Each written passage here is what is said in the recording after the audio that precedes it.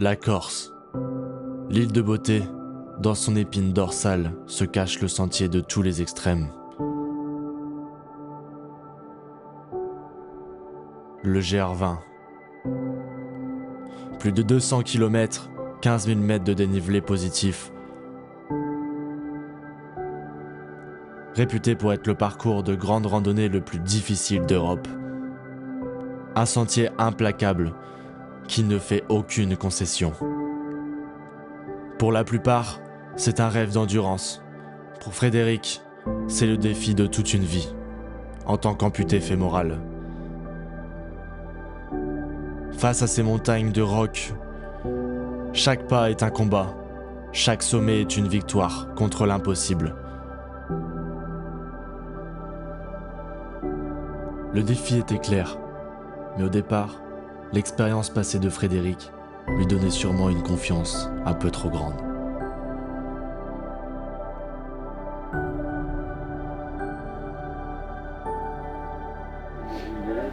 Tiens, voilà, il est marqué. Il n'a pas été battu 48 heures.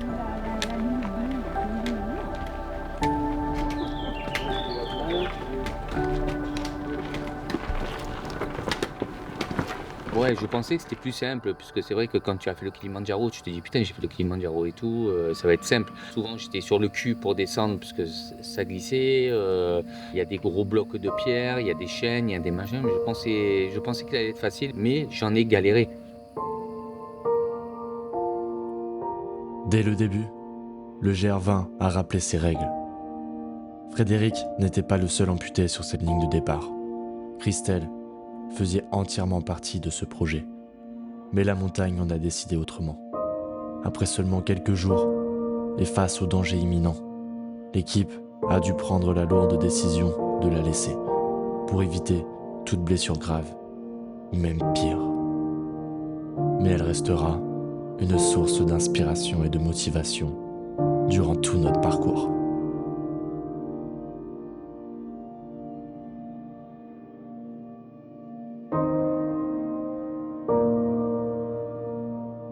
Les premières heures ont révélé la dure vérité du sentier. La réalité du terrain s'est imposée, amplifiée par la contrainte du temps. Au départ, je me suis dit waouh, ils veulent tenter ça. 13 jours pour faire le GR20, c'est moins que si on le fait normalement en 15 jours. Donc déjà, il y avait des étapes doublées. Mais je me suis dit, bon, s'ils ont choisi ça comme ça, c'est qu'ils sont vraiment très sportifs et que pourquoi pas. Et donc, je me suis dit, bah, allons-y, oui, moi je suis hyper partant pour ça. Et je me suis dit, ça va être tellement magnifique si on y arrive. Et même si on n'y arrive pas, de le tenter, de le vivre avec eux, je me suis dit, bah, un beau challenge pour moi aussi. D'entrée, je me suis dit, aider quelqu'un qui veut réaliser son kiff ultime, ça peut être qu'une expérience humaine formidable. Pour l'équipe, le défi était double. Suivre une allure réduite sans sacrifier la sécurité, tout en assistant Frédéric dans les passages les plus ardus. Ça a été plus une performance, mais un engagement humain. Mon rôle, il a été vraiment un rôle d'assistant, quoi. Lui, il m'avait dit, ouais, peut-être que dans certains passages techniques, je vais avoir besoin d'aide, parce qu'il y a des endroits, c'est quand même assez chaud. Quand il arrive, qu'il faut un peu escalader, prends-moi les bâtons, rends-moi les bâtons, est-ce que mon pied est bien calé? Et surtout, un peu le côté aussi sécurité, parce qu'il y a des passages, c'est quand même assez chaud. S'il lui n'a pas d'appui, s'il glisse, qu'il se retrouve en bas, pas bon, quoi. Donc, du coup, j'étais aussi là un peu pour sécuriser le truc, quoi. J'étais là pour n'importe quel moment où il aurait eu besoin de moi dans l'aventure, que ce soit sur le moment avec une crampe, une entorse de cheville, un poignet. Parce que vu que c'est de la randonnée dans des passages assez compliqués, on n'est jamais à l'abri de quoi que ce soit. Après, il y a des trucs que je savais à l'avance qu'il allait falloir faire. Donc tout ce qui était massage de la cuisse, parce que sa cuisse, elle travaille énormément, puisqu'il a une prothèse de l'autre côté. Même au niveau de son cou, de son dos, je savais que peut-être il allait, selon comment on allait dormir, il allait peut-être avoir besoin aussi de quelque chose. Au niveau du moignon aussi, parce que dans la prothèse, avec l'humidité, le frottement, Enfin, il n'a pas le temps de se reposer non plus, quoi. Donc tout ce qui était pansement, crème, massage aussi, et le bandage drainant aussi pour ces douleurs fantômes et pour la circulation sanguine.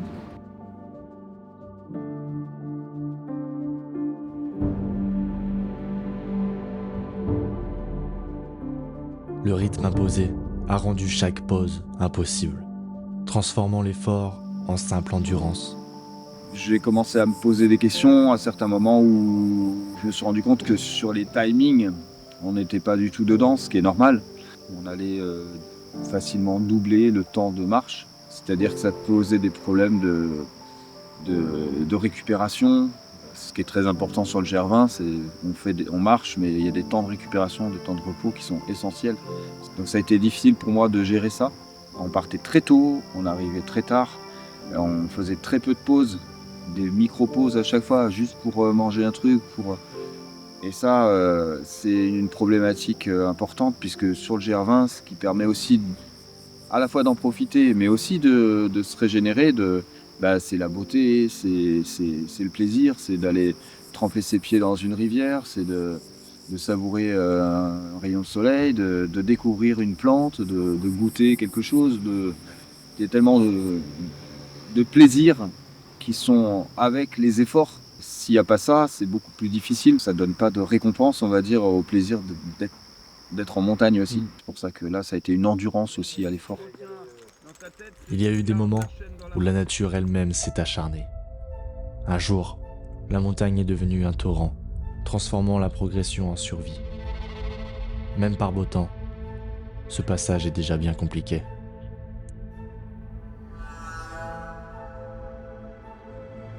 Voilà, on est parti le matin, on s'est pris l'orage, on s'est pris la pluie à fond, on a traversé les rivières en crue. On est arrivé dans cette montée où tu lèves la tête, la montagne bientôt elle touche le ciel, il tombe des trombes d'eau. C'est un endroit qui est extrêmement raide, extrêmement rude. Et sur à peu près 500 mètres de dénivelé, on passe par des endroits pas possibles.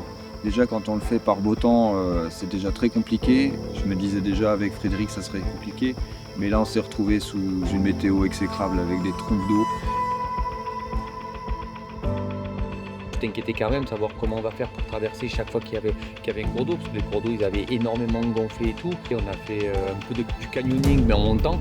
Donc on était dans l'eau pendant 7 heures, trempés, noyés, ça c'était dur. Le froid c'était dur, on a dû s'arrêter les 10 minutes, on se mette à l'abri, on a mangé une tablette de chocolat et on est reparti. On n'a même pas mangé de la journée, mais on n'avait pas le choix, il faisait trop froid, il pleuvait trop.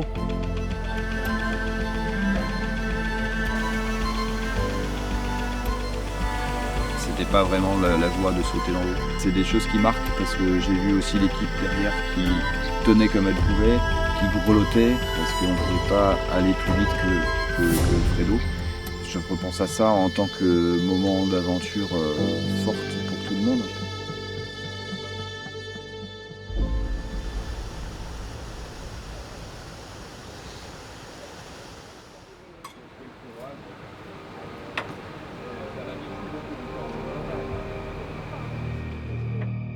À la fin de la partie nord, la fatigue accumulée a fait vaciller l'esprit. Le corps et le mental de Frédéric étaient au plus bas. L'équipe a alors dû faire face à la question du renoncement. Ah ouais, je pense que fin du nord, quand on attaquait le sud, que Fred il était vraiment, que Fred physiquement il était en bas.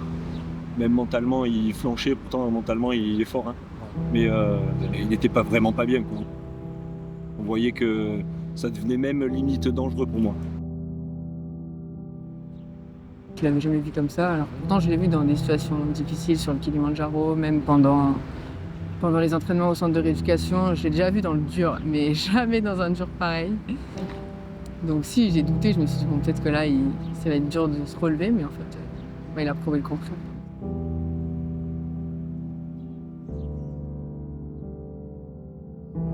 Alors j'ai eu des doutes, il y a un moment, on est reparti, on avait marché plusieurs jours, donc la jambe ne voulait pas avancer, donc j'ai eu des doutes, j'ai dit je vais stopper là et tout, et après dans ma tête ça a été machine de guerre. Fred qui était derrière, qui me poussait, allez Fred avance, que ça soit toi, ça soit Amy, donc avec Christophe, et c'est vrai que là j'ai dit non, je peux pas lâcher. Même au plus profond du doute, l'équipe a maintenu la ligne. Pas d'échec, on verra demain. La foi était plus forte que la fatigue. Il y a eu des doutes régulièrement, mais il y a eu surtout la foi. Et lorsque ça n'allait pas, on s'est dit on verra demain. Et le lendemain matin, à chaque fois, Fred était partant, Fred allait mieux. Et donc je disais, allez, on y va. Mais à chaque fois, j'ai dit à Fred, attention, c'est pas gagné, il le sait. S'il y a besoin d'un transfert, on fera un transfert. Le plus grand combat restait la prothèse elle-même. Dans les montées, elle devenait un poids mort, de 6 à 7 kilos. Moi, avec mon handicap, c'est que le plus dur, c'est sur les montées, la prothèse, elle sert à rien, elle est lourde. Donc elle pèse entre 6 et 7 kilos, donc ça fait lourd à tirer. Donc c'est ça, c'était des difficultés, parce qu'il y avait des gros rochers. Pour passer les gros rochers, il fallait souvent que je m'assoie ou que je mette les mains et tout. Donc voilà, les difficultés, ils étaient là, ils étaient dans la descente. Parce que dans la descente, même si la prothèse elle plie, elle m'aide un petit peu, s'il y a une pierre, je tombe, je casse la figure. Ça, il faut quand même en tenir compte. On est passé par des endroits, on a grimpé des montagnes et tout, que jamais j'aurais pensé avec une prothèse. Mais la fierté des rencontres, les applaudissements sur le sentier, tout cela est devenu un carburant contre l'abandon. Que les gens, quand ils me voyaient, qui m'applaudissaient, Frédéric, et on vous a vu, on a parlé de vous et tout, c'est vrai que ça me donnait encore plus de motivation de dire il faut que je le fasse, il faut que j'y arrive, et voilà, mais ça m'a beaucoup aidé. L'impact de Frédéric sur les sentiers fut immédiat. Les autres randonneurs, en voyant son effort, ont tiré une leçon d'humilité. Même les gens qu'on a croisés dans l'aventure sur les refuges et tout, ils lui ont dit à Fred que ça fait une leçon pour tous en disant nous on se plaint parce que on monte et que c'est compliqué, mais quand tu vois quelqu'un sans sa jambe qui lâche pas un mot, concentré, qui monte avec son petit bâton et qui arrive en haut de la pente et qui boit un coup et qui repart, tu te dis pourquoi je me plains. L'équipe, c'est ce moteur qui a rendu la chose possible. Mais c'est Frédéric qui a fourni le carburant pour réaliser son rêve de faire le GR20 complètement. Et je crois que tous ensemble, on a été le moteur, on a été la clé. Mais celui qui a grillé du carburant aussi, c'est bien sûr Frédéric Portier, qui a abouti à son rêve de réaliser ce GR20 complet. Et pour nous aussi, pour l'équipe, où on l'a quand même soutenu pendant ces 13 jours à 100%. C'était un plaisir et un honneur de le faire. À côté de toute cette difficulté, une équipe soudée en est ressortie. Avec de bons moments et de belles rencontres. Quand on était au lac de Nino, ce jour-là, on a eu de la chance, il a fait très beau. On a pris le temps de rester 1 heure au lac Nino, parce que jusqu'à présent, on n'arrive jamais à rester 1 heure ou quoi quelque part. On restait 10 minutes, on mangeait, on repartait. Que là, on a pu apprécier, rester 1 heure, et après, on est arrivé au camp. C'est des moments agréables, c'est mémorable, c'est paisible.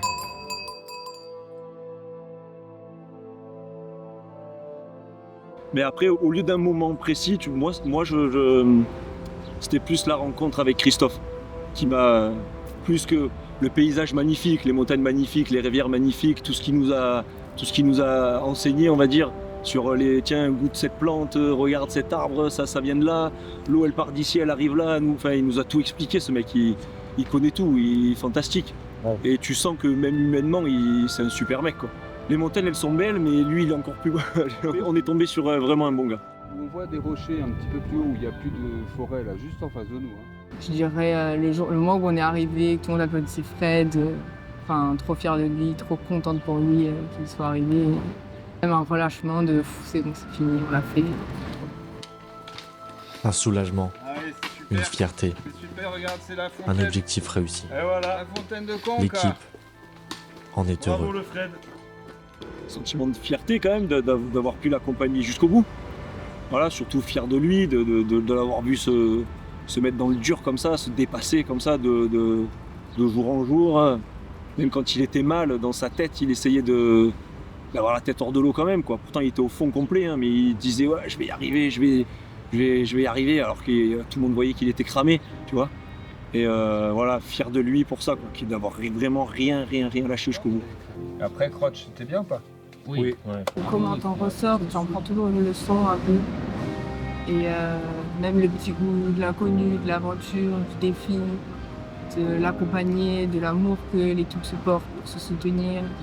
Enfin, c'est incroyable. Le pied sur le goudron, Fredo, et chaud. Trop fort. 180 km. Bravo, je te refais un bisou, moi. Il s'est arraché pour une raison simple et universelle. Malgré la douleur, je suis allé jusqu'au bout. Je me suis arraché, j'ai tout donné. Et c'est surtout pour faire voir à tout le monde que c'était faisable. Pour faire voir à mon fils aussi, Thomas, ton père, c'est un guerrier. Si tu verras, j'espère que tu verras ce film-là. Tu verras que ton père, c'est un guerrier qui s'est battu jusqu'au bout pour y arriver. À Guy Zucconi, et qui sont au ciel, et à mon papa. Le vrai message est pour ceux qui nous regardent. Si Frédéric l'a fait, ils doivent se dire « Il faut que je tente aussi ». Ça serait la plus belle de ces victoires. Donc j'ai créé mon association Endurando Sud pour ça. Je suis fier de faire voir aux personnes handicapées et amputées que si on veut, on peut, avec un très gros entraînement. Parce que si on n'a pas un très gros entraînement, c'est pas la peine d'y aller. De redonner coup à la vie à des personnes, de redonner le sourire, de dire on peut le faire, on peut pas le faire. Si un jour son record est battu, il ne faut pas qu'il soit déçu de ça. Au contraire, il faut qu'il soit fier d'avoir pu donner envie aux gens de faire cet exploit aussi, quoi. Une inspiration pour ceux qui sont là dans leur canapé, qui vont voir ça et qui vont se dire putain, si lui il a fait, il faut que je tente aussi. Ce serait, je pense, une plus belle victoire pour lui que son objectif de numéro 1 mondial. Et je pense que toutes les personnes en situation de handicap sont obligées d'être des personnes extraordinaires parce qu'elles vivent des choses compliquées. Parfois, leur Everest ou leur GR20, ça sera autre chose. Par contre, le message de Frédéric Portier, je pense, est passé. Si on veut vraiment et qu'on se prépare et que mentalement, physiquement, on se met dans ce qu'il faut, on peut aller beaucoup plus loin que ce qu'on croit. Je crois que c'est ce qu'il a voulu montrer par cette expérience et cette aventure. Et même si on n'y arrive pas, ce n'est pas un échec. C'est le fait d'avoir osé essayer qui définit l'exploit.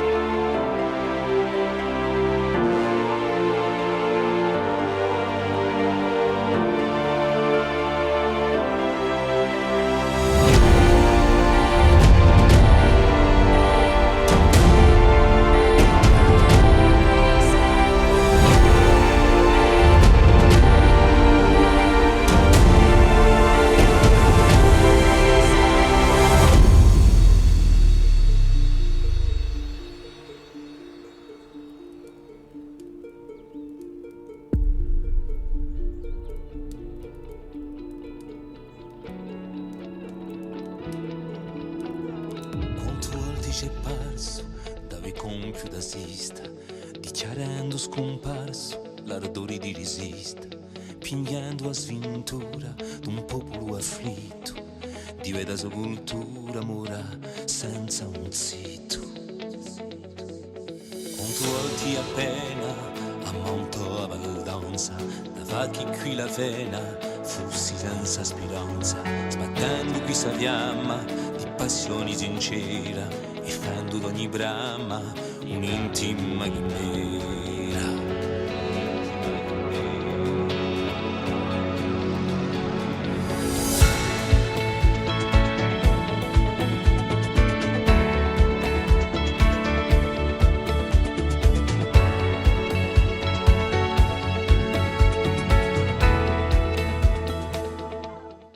Ma da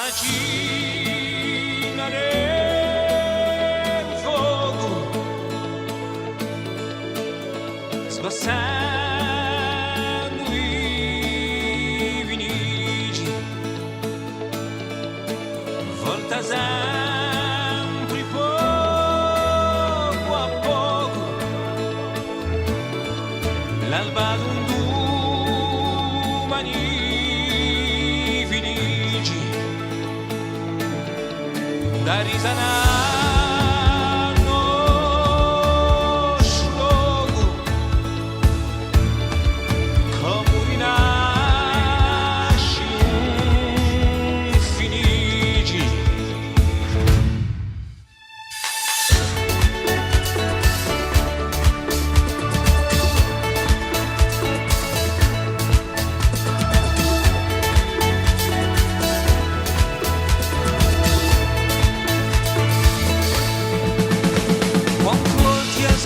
morti, cipri di ruina, salendo ci porti d'una gioia vicina, mandando a caderno ogni vecchia giudizia, in un buio eterno di avanza giustizia. Quanto volti in cieli, parlo d'uinto scuro, da sotto a quelli, in un tempo troppo duro, struggendo ogni promessa di pace e di un'isola sottomessa in circa